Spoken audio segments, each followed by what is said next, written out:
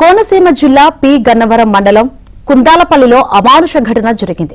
దళితుడు మృతదేహాన్ని అంత్యక్రియలకు తీసుకువెళ్తుండగా మరో సామాజిక వర్గం అడ్డుకున్నారు. ప్రభుత్వ రోడ్డుపై తీసుకువెళ్తుండగా అడ్డుకోవడంతో రెండు వర్గాల మధ్య వాగ్వాదం జరిగింది.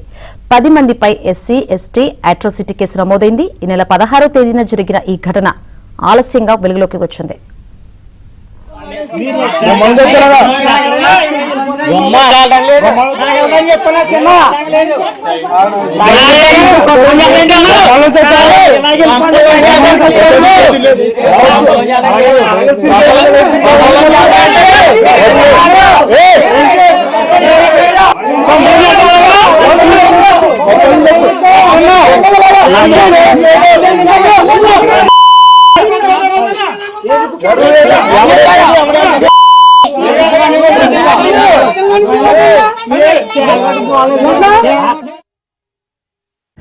ఎస్సీ ఎస్టీ సబ్ ప్లాన్ నిధులు రోడ్లు ఎక్కడ ఉండాలి? ఎస్సీ పేటలో ఉండాలి. ట్యాంకులు కూడా ఎస్సీ పేట నుంచి కానీ మొదలెట్టి కాపులపేటలో వేసారు రోడ్లు. మొదలెట్టేమో SC ST sub plan SC పేటలో మొదలు పెట్టారు, కాపులకు రోడ్లు వేశారు ఆ డబ్బులతో. అలాగే ఓవర్ హెడ్ ట్యాంకులు కూడా ఎస్సీ ఎస్టీ సబ్ నిధులతో కట్టారు, అదేమో ఎస్సీలకి ఎవరు. పొద్దున్న నుంచి సిగ్నల్స్ కూడా కట్టేశారట, పోల్లు పనిచేయకుండా. వీళ్ళు ఎవరికి?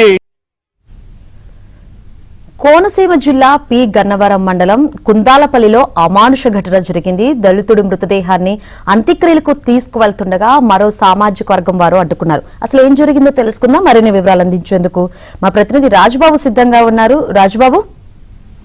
శంకరి అంబేద్కర్ కోనసీమ జిల్లాకు సంబంధించి పి గన్నవరం మండలం కుందాలపల్లి గ్రామంలో అమానుష ఘటన చోటు చేసుకుంది. ఈ నెల 16వ తేదీన ఆ గ్రామానికి సంబంధించిన దళిత వ్యక్తి శ్రీనివాసరావు మృతి చెందాడు.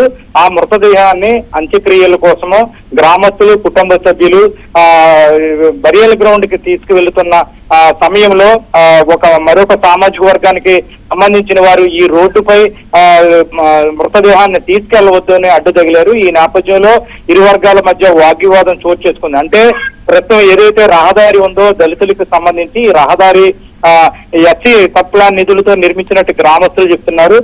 అంటే ప్రభుత్వ రహదారి, అదే రహదారిపై ఒక దళిత వ్యక్తికి సంబంధించిన మృతదేహాన్ని తీసుకెళ్లకుండా మరొక సామాజిక వారు అడ్డగించడాన్ని కూడా దళిత సంఘాలు కూడా తీవ్రంగా వ్యతిరేకిస్తున్నాయి.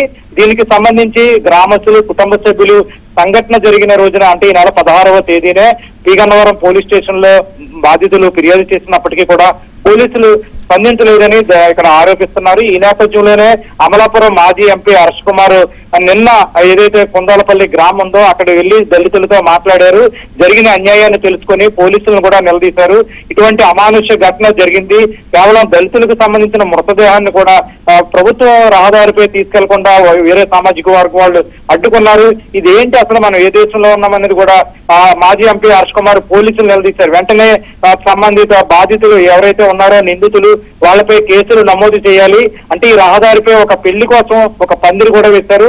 పందిరిని కూడా వెంటనే తీసివేయించాలని కూడా మాజీ ఎంపీ హర్ష్ కుమార్ తో పాటు దళితులు కూడా డిమాండ్ చేశారు. ఈ నేపథ్యంలోనే పోలీసులు ఎట్టకేలకు స్పందించి ఎవరైతే దళిత వ్యక్తికి సంబంధించిన మృతదేహాన్ని బరియల్ గ్రౌండ్ కు తీసుకెళ్లకుండా అడ్డుకున్నారో వాళ్ళపై 10 మందిపై ఎస్సీ ఎస్టీ అట్రాసిటీ కేసు కూడా నమోదు చేసినట్టు కూడా పోలీసులు చెప్తున్నారు.